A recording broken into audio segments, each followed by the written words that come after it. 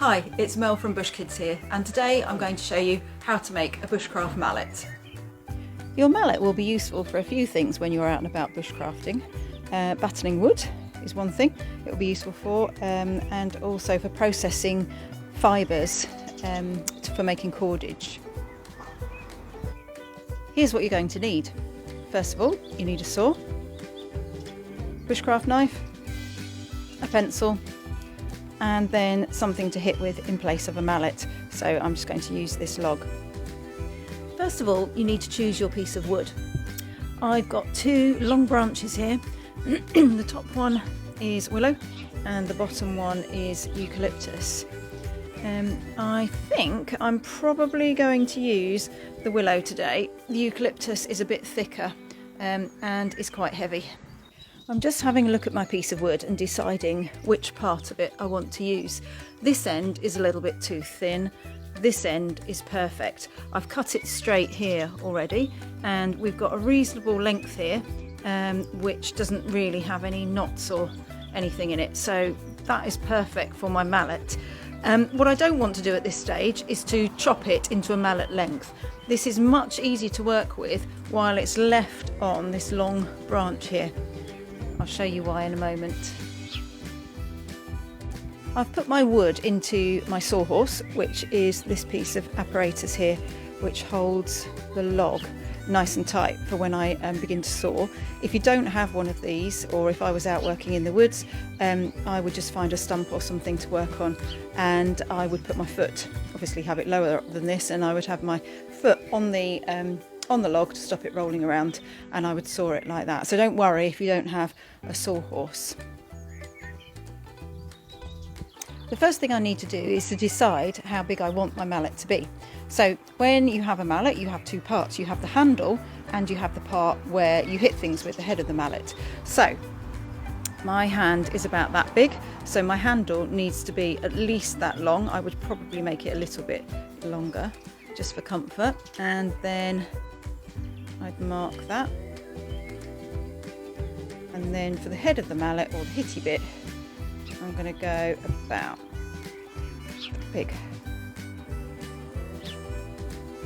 Okay, that's all marked up, so now I'm ready to get sawing. When you cut your wood to make a mallet, this is the cut that we put in first. The mallet ends up being made from one entire piece of wood. The handle isn't attached afterwards, it's all one piece of wood with the excess around here removed. So it's important to make this cut first, I'll show you how to do that in a minute, and not to cut through your log to make this length to start with. The reason for that is that this is quite a short piece of wood, and if you're trying to work on a short piece of wood or fit a short piece of wood into a sawhorse, the likelihood is it won't, and it will waggle around or fall out. So it's a really good idea to keep your log as long as you can for as long as possible, certainly until you've put in the cut that we're going to do here. So this is the one that we're going to do first.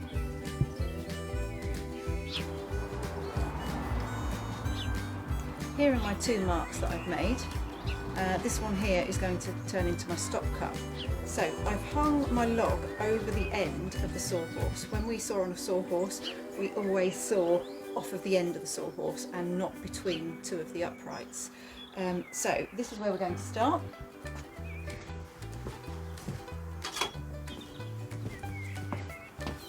I can put my other hand here, safely out of the way of the saw.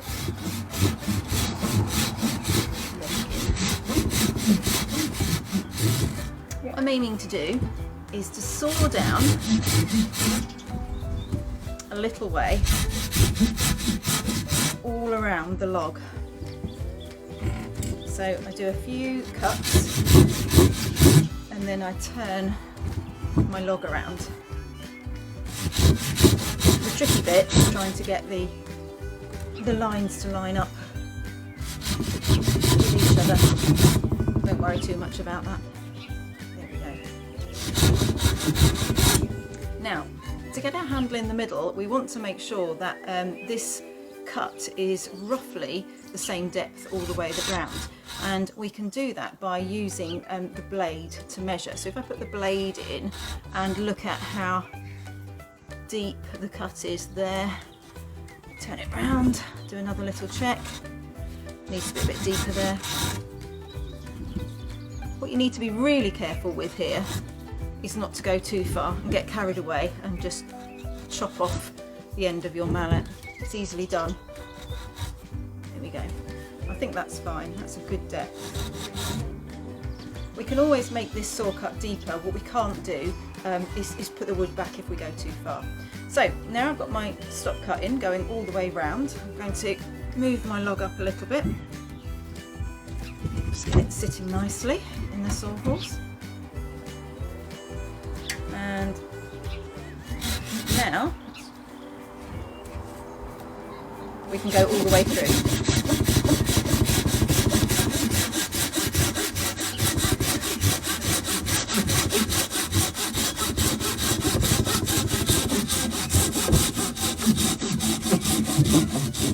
As we start to get almost through the log, you'll hear the sound of the saw start to make a different noise, and what you can do then is just hold onto the log and just finish off your cut like that, and that just stops it tearing off the bark from this piece or this piece. There we go. So I'm just going to remind myself of which end is the handle and which end is the head of the mallet. I think this is the handle. So on the end here, I need to mark how big I want my handle to be. The bigger your hand is, the thicker your handle can be, but if you've only got little hands, then you don't want it to be too thick. There we are, that's just about in the middle, and I can see that quite clearly. Okay, so on my chopping block here, I'm going to stand the wood up like that so that I can see the circle. And then I'm going to use my knife and a log, as I haven't got a mallet yet, to hit on the back of the knife. If you haven't yet watched our knife safety video, it would probably be a good idea to do that before you start this. The technique that we're going to use is called battening, where we remove parts of the wood by knocking our knife down into the log. When you batten wood, it's a really good idea to put your knife into your non-dominant hand. Now I'm right-handed, so I'm going to use the knife in my left hand.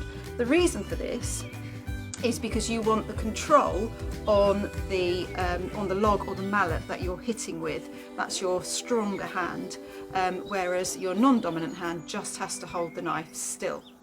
So if you can see, I'm going to start off by not trying to take off all of this wood here.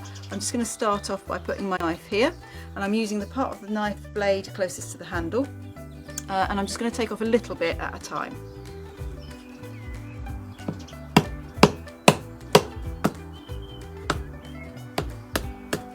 Now the stop cut that we put in earlier, there we go, should prevent my cut from going down into the head part of the mallet. So there we go. So now all I need to do is just to keep turning my piece of wood like that, and taking more and more chunks off and getting closer and closer to my drawn circle. Now this willow is pretty freshly cut, so it's actually battening really, really nicely. Got no trouble at all getting those chunks of wood off. If this piece of wood was really knotty, we wouldn't want to be doing this with a knife. We'd probably end up breaking the knife. If it's one of these type, it's not what's called a full tang. A full tang knife, the blade, the metal of the blade extends into the handle. This is not a full tang knife. The blade part, the metal part, only comes up to about here. So you wouldn't use this to batten anything which was really knobbly or gnarly. But for this softwood, it's absolutely fine.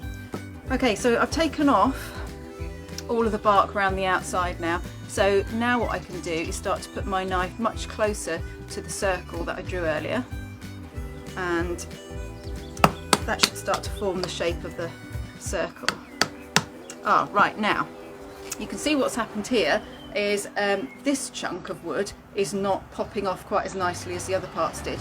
So I'm just going to take my knife out, and you can see that my stop cut that I sawed earlier hasn't gone quite deep enough for this split to pull the wood off. So what we need to do now is just put that stop cut in on this part just a little bit deeper. Let me grab my saw. Okay, it's just there. So I'm going to use my, let's hang it over this side, I'm going to use my foot on here because now my mallet is too short to put in my sawhorse. And I'm just going to saw into that stop cut again until that bit pops off. There we go. And I can continue to do that if I find there are any more pieces that won't come off.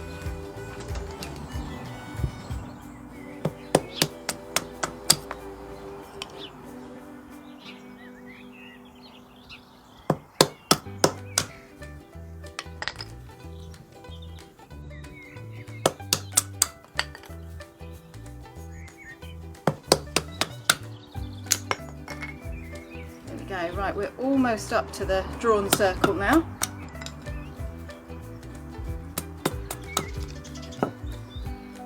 I don't know if you can see that at the moment the mallet is not very comfortable in my hand. It's got lots of sharp corners and ridges.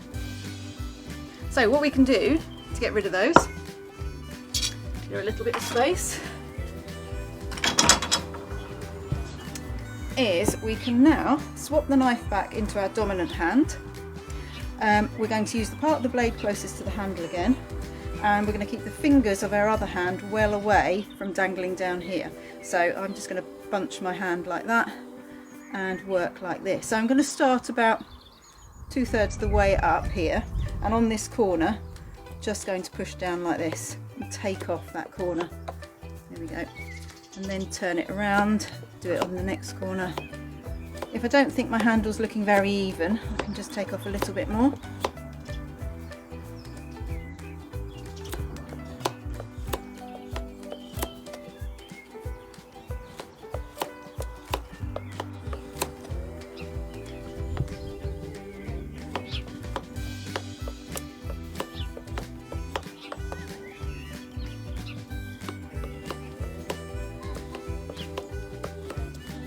There, that is looking much better. So now I'm going to turn this over and I'm going to do the same for the end. Now, because I'm going to end up with my hand going down this way, what I don't want to do is bang my knuckles on the chopping block here. So I'm going to work right on the edge of my chopping block so that as I bring the knife down, my knuckles are not going to whack onto the wood.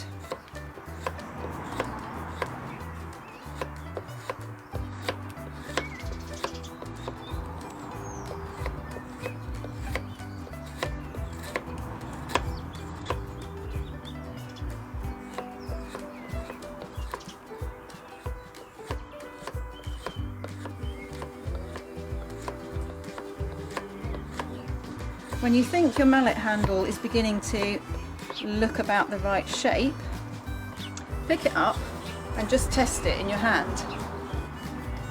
I can still feel that there are a couple of bumpy bits down there, so turn my mallet around and just work on those.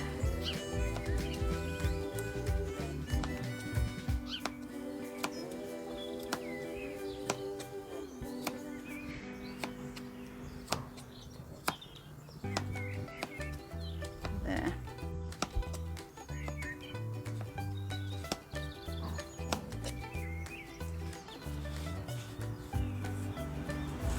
Okay, my handle feels really nice now. That feels good. What I also like to do to my mallets is I like to just chamfer this edge here. That's because when you hold it, it's more comfortable than having this very sort of right angle here. And the way I do that is I'm going to use a push cut. So the thumb of the hand that's holding the mallet is going to go on the back of the knife handle, or on the back of the blade if your thumbs aren't very big. My knife is going to be at a slight angle, so about 45 degrees to the wood, and then I'm just going to push, turn, push, turn the mallet round, push. Just keep turning it, keep pushing it until you've taken that corner off all the way around.